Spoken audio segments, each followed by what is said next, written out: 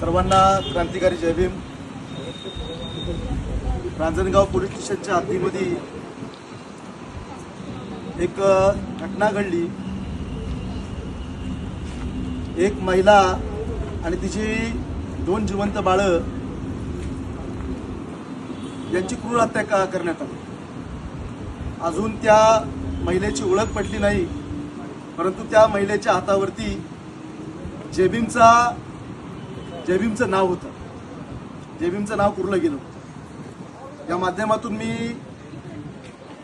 माझ्या समाजाला आवाहन करू इच्छितो की पोलिसांचा तपास दिवसरात्र चालू आहे।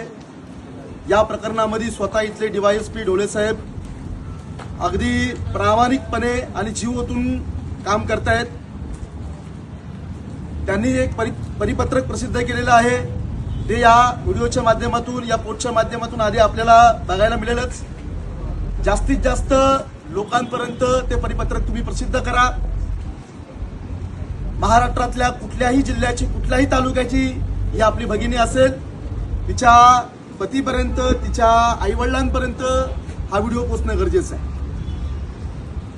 या छत्रपती शिवाजी महाराज फुले शाहू आंबेडकरांच्या महाराष्ट्राला कलंक लागेल असा हा प्रकार आहे। परंतु कुठलीही अफवा याच्यावरती विश्वास न ठेवता आम्ही पूर्णपणे पोलिसांच्या संपर्कामध्ये आहोत आणि लवकरात लवकर याचा छडा लागेल।